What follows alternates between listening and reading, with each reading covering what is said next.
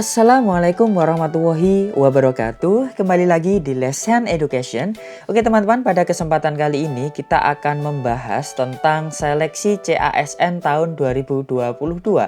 Dan di video kali ini teman-teman kita akan membahas yaitu tentang CPNS 2022 apakah tetap ada, kemudian formasi apa saja yang tersedia di P3K atau CPNS tahun 2022, dan kemudian yang sering ditanyakan apakah fresh graduate itu bisa mengikuti P3K 2022.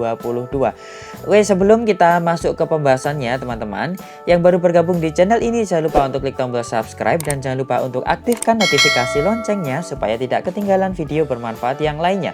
Di video kali ini teman-teman nanti kita akan membahas postingan dari Menpan ya teman-teman, dari web resminya Menpan. Kemudian nanti akan saya lampirkan juga yaitu tentang surat menteri, yaitu tentang formasi-formasi yang tersedia untuk CASN 2022.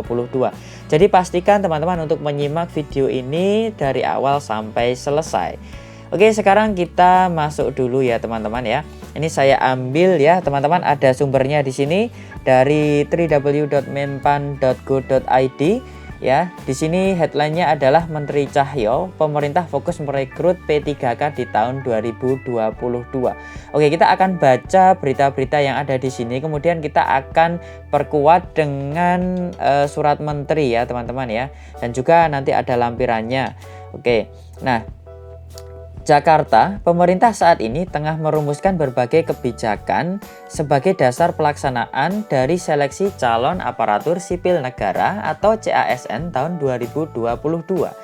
Menteri Pendayagunaan Aparatur Negara dan Reformasi Birokrasi atau PAN-RB Cahyokumolo menyampaikan bahwa di tahun 2022 ini pemerintah hanya akan merekrut pegawai pemerintah dengan perjanjian kerja atau P3K. Oke, jadi teman-teman di paragraf yang pertama ini sudah jelas bahwa di tahun 2022 ini hanya akan ada perekrutan P3K. Oke, maka bisa kita simpulkan 2022 itu hanya P3K saja ya teman-teman ya. Nah, kemudian kita lanjutkan. Untuk seleksi CASN tahun 2022, pemerintah fokus melakukan rekrutmen P3K.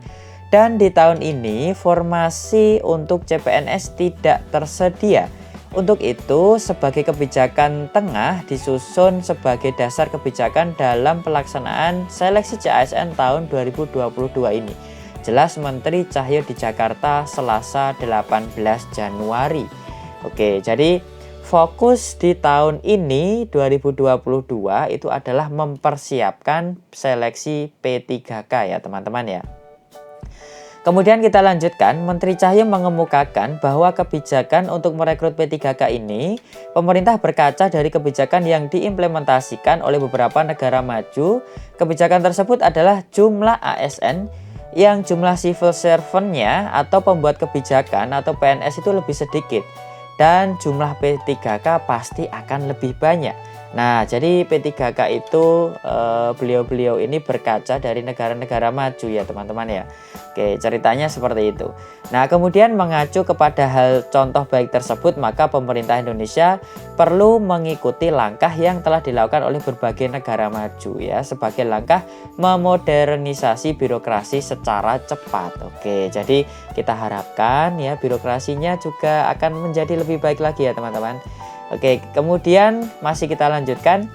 Mantan Menteri Dalam Negeri ini mengatakan bahwa keputusan rekrutmen P3K pada tahun ini telah tertuang dalam Surat Menteri PAN-RB nomor B/M-11.01.001.00/2021 tertanggal 27 Juli 2021 perihal pengadaan ASN tahun 2022. Adapun seleksi CASN 2022 akan difokuskan untuk merekrut tenaga pendidik, tenaga kesehatan, dan tenaga penyuluh. Oke, jadi sudah ada ya teman-teman ya surat Menteri PAN-RB-nya tahun 2021 tertanggal 27 Juli 2021 di mana dikatakan fokus formasi tenaga pendidik kesehatan ya dan penyuluh, pendidik kesehatan dan penyuluh. Oke, coba kita klik ya teman-teman ya. Oke, kita klik. Nah, ini adalah surat Menteri PAN-RB nomor B1161 MSM.0100/2021. Oke, seperti ini ya wujud suratnya ya teman-teman ya. Kita bahas sekilas ya teman. Menteri Pendayagunaan Aparatur Negara dan Reformasi Birokrasi Republik Indonesia tertanggal 27 Juli 2021. Oke, yang terhormat pejabat pembina kepegawaian pusat, pejabat pembina kepegawaian daerah, berdasarkan amanat Undang-Undang Nomor 5 Tahun 2014, Peraturan Pemerintah Nomor 11 Tahun 2027 tentang manajemen PNS, dan Peraturan Pemerintah Nomor 49 Tahun 2018 tentang manajemen P3K, bahwa setiap instansi menyampaikan usulan kebutuhan ASN untuk memperoleh pendapat dari Menteri Keuangan serta pertimbangan teknis dari BKN. Oke, nah di sini dikatakan teman-teman ya, pandemi COVID telah mengubah pola kerja birokrasi melalui penggunaan teknologi informasi secara masif, akan mengubah kebutuhan ASN baik dari segi jumlah maupun kualitas. Oke, ya di sini jelas ya teman-teman. Jadi kuantitas dan kualitas itu akan berubah. Di samping itu, Menteri Pan-RB telah menerbitkan Peraturan Menteri Nomor 25 Tahun 2021 tentang penyederhanaan struktur organisasi pada instansi pemerintah untuk penyederhanaan birokrasi yang bertujuan untuk mewujudkan tata kelola pemerintah yang efektif dan efisien dengan mengoptimalkan pemanfaatan sistem pemerintahan berbasis elektronik yang meliputi penyederhanaan struktur organisasi, penyetaraan jabatan, dan penyesuaian sistem kerja. Oke, di sini yang perlu kita perhatikan ya, memperhatikan hal tersebut, pengadaan ASN tahun 2022 itu dilakukan hanya untuk P3K. Oke, sudah jelas ya teman-teman ya. Jadi kalau nanti di kolom komentar yang bertanya apakah masih ada CPNS, sudah terjawab di video ini ya. Adapun hal-hal yang harus diperhatikan dalam menyampaikan usulan kebutuhan P3K pada informasi sebagai berikut. Poin yang pertama, jenis jabatan yang dapat diisi oleh pegawai pemerintah dengan perjanjian kerja merujuk pada Peraturan Presiden Nomor 38 Tahun 2020. Oke, Peraturan Presiden ini akan saya tampilkan ya teman-teman ya. Oke, kita baca dulu ya yang poin kedua 34. Poin yang kedua, instansi melakukan pembaharuan data terkait struktur organisasi, analisis jabatan, ABK, existing pegawai, usulan P3K, dan masa hubungan perjanjian kerja P3K. Instansi dalam menyampaikan usulan kebutuhan wajib memperhatikan jumlah pegawai yang memasuki batas usia pensiun, jumlah penetapan kebutuhan tahun 2021, kemampuan keuangan dan fiskal untuk belanja pegawai. Bagi instansi daerah, kebutuhan guru merujuk pada data kebutuhan dari Kementerian Pendidikan, Kebudayaan, Riset, dan Teknologi. Oke teman-teman, kita fokuskan kepada ini tadi ya, sesuai dengan headline atau judul dari video ini. Formasi apa saja yang mungkin ada di P3K. Oke, itu sesuai dengan Peraturan Presiden Nomor 38 Tahun 2020. Langsung kita cek ya teman-teman ya. Oke, kita buka Peraturan Presiden Nomor 38 Tahun 2020.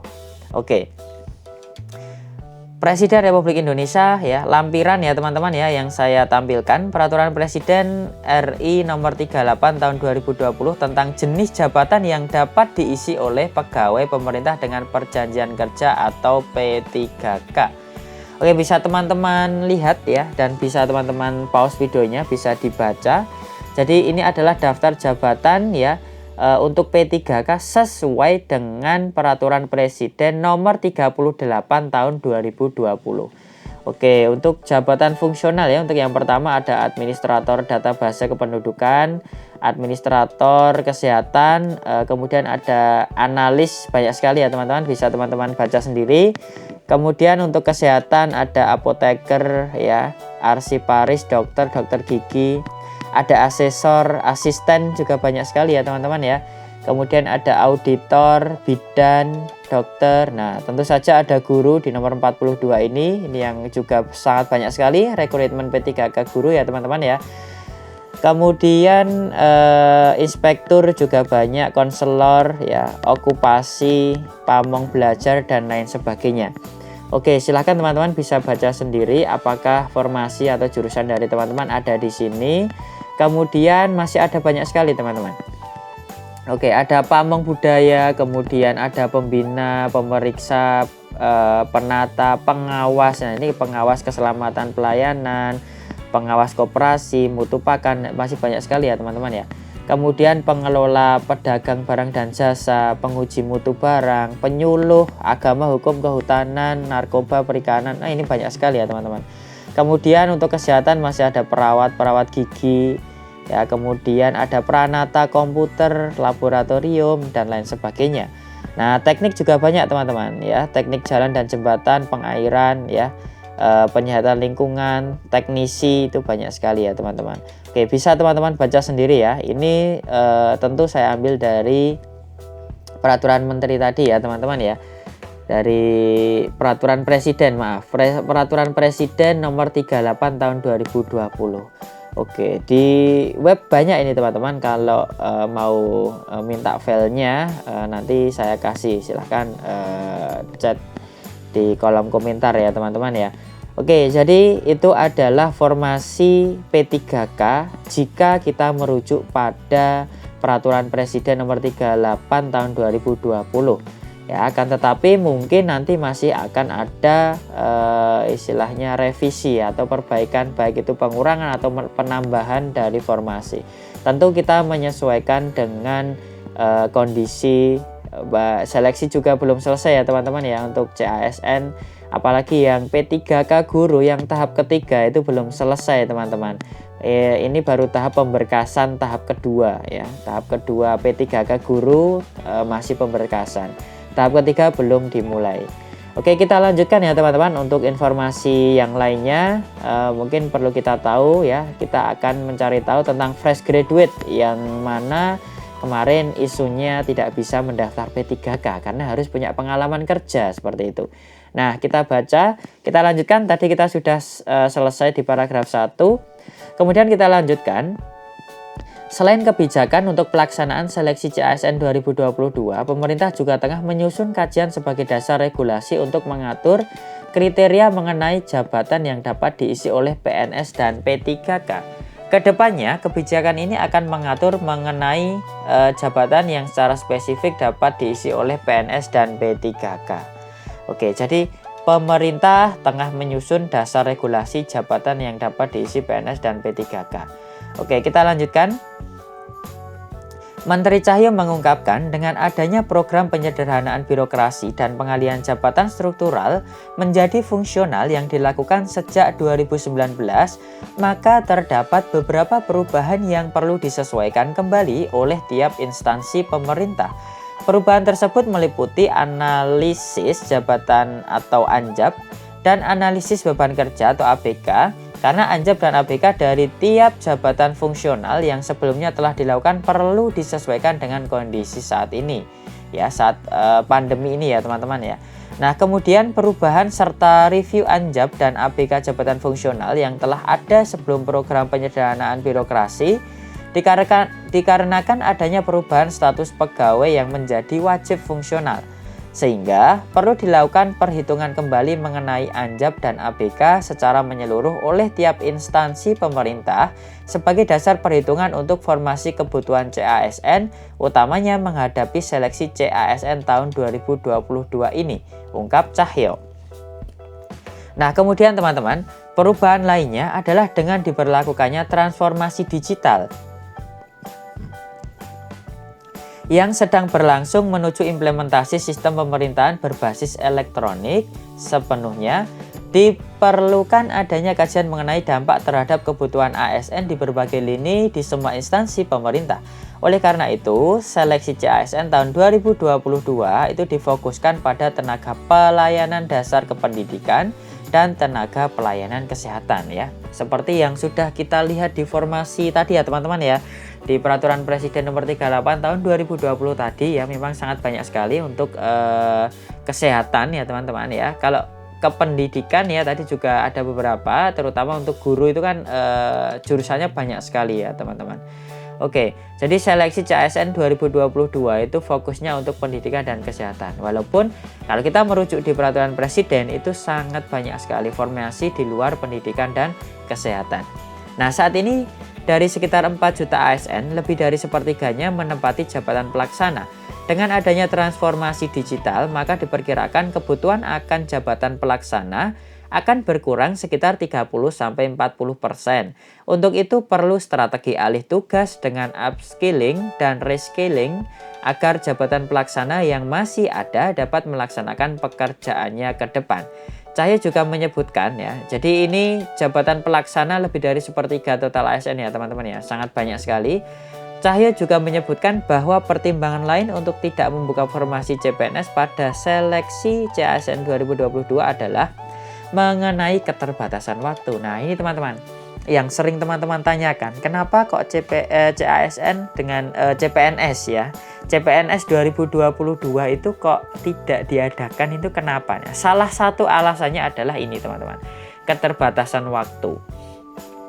Nah, disebutkan bahwa rangkaian pelaksanaan seleksi CPNS relatif membutuhkan waktu yang lebih lama dibandingkan dengan P3K, sehingga dikhawatirkan tidak akan selesai tepat waktu jika membuka formasi CPNS pada tahun ini. Ya, seperti kita tahu ya teman-teman ya, kalau ada seleksi CPNS, P3K, itu pasti jadwalnya pasti diundur, pasti molor seperti itu ya teman-teman ya. Apalagi yang CPNS itu pasti akan lebih lama karena seleksinya nanti ada SKD, SKB. Sedangkan kalau P3K teman-teman, kalau P3K itu hanya sekali tes, sekali seleksi. Walaupun di P3K tahun 2021 kemarin untuk P3K guru itu ada 3 tahap ya, sudah selesai tahap 2 dan tahap 3 belum mulai teman-teman. Padahal rencana jadwalnya itu adalah akhir tahun 2021 itu seleksi tahap 3. Tapi sampai sekarang seleksi tahap 3 belum terlaksana.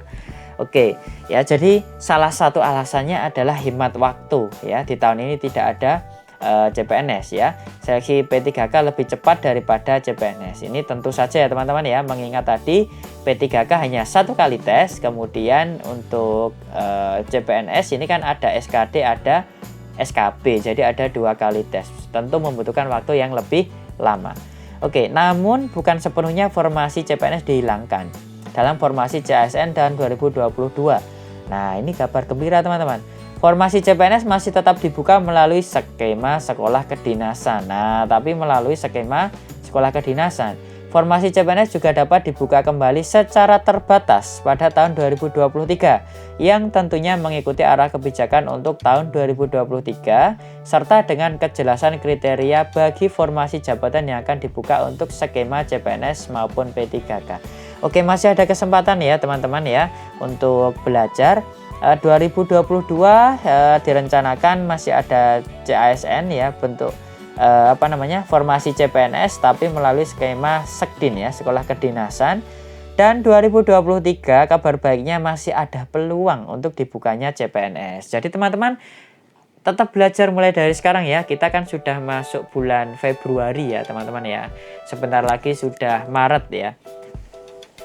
Tidak ada masih 10 bulan lagi kita sudah 2023 ya. Siapa tahu nanti di akhir 2022 ada informasi terkait dengan pengadaan CPNS tahun 2023. Oke, kita lanjutkan. Diungkapkan salah satu kriteria yang sedang dikaji adalah pertimbangan bagi lulusan terbaru fresh graduate yang ingin bergabung dan mengabdi pada negara melalui jalur P3K. Oleh karenanya, kajian tersebut akan mempertimbangkan syarat memiliki pengalaman kerja bagi formasi P3K. Oke, ini kemarin yang banyak ditanyakan teman-teman. P3K itu kan pada dasarnya seleksinya itu dilakukan oleh orang ya yang bisa mendaftar itu adalah yang sudah memiliki pengalaman kerja ya. Ceritanya seperti itu. Tapi di sini ternyata masih dipertimbangkan ya teman-teman ya, karena peraturan resminya untuk P3K tahun 2022 itu belum keluar. Jadi masih bisa berubah ya. Jadi masih ada harapan untuk fresh graduate itu untuk dipertimbangkan kembali agar bisa mengikuti P3K tahun 2022 gitu ya teman-teman ya. Oke, hingga saat ini belum sepenuhnya CASN 2021 selesai. Nah, ini karena kan P3K guru tahap 2 baru selesai dan tahap 3 akan segera digelar ya. Sampai sekarang belum digelar teman-teman. Meskipun demikian, Menteri Cahyo meminta agar seluruh tahap seleksi CASN 2021 dapat segera diselesaikan sebelum CASN tahun 2022 dimulai. Oke ya, jadi seleksi CASN 2021 itu belum selesai teman-teman ya. Padahal rencananya targetnya Desember itu sudah sesuai jadwal ya teman-teman ya. Desember itu sudah harus selesai semuanya, tapi ini sudah 2022. Kemudian Menteri Cahyo dalam berbagai kesempatan telah menyebutkan bahwa sembari menyiapkan seleksi CASN 2022 dan menunggu seleksi CASN 2021 selesai secara menyeluruh, pemerintah akan melakukan evaluasi seleksi CASN dan pembenahan model rekrutmen yang selama ini telah dijalankan secara menyeluruh. Evaluasi seleksi CASN ini untuk memperbaiki kebijakan, sistem, dan pelaksanaan rekrutmen untuk kedepannya. Nah, jadi sambil berjalannya itu dilakukan pembenahan model rekrutmen CASN yang nanti akan diterapkan di CASN 2022 dan seterusnya. Oke teman-teman, mungkin itu saja informasi yang bisa kami sampaikan. Semoga bisa dipahami. Tetap belajar terus ya teman-teman ya, persiapkan baik itu P3K atau CPNS. Kalau teman-teman request soal-soal mungkin yang harus kita bahas mulai dari sekarang, silahkan tuliskan di kolom komentar. Apabila ada kritik, saran, silahkan tinggalkan di kolom komentar. Terima kasih sudah menyaksikan video ini sampai selesai. Sampai bertemu kembali di video selanjutnya. Wassalamualaikum warahmatullahi wabarakatuh.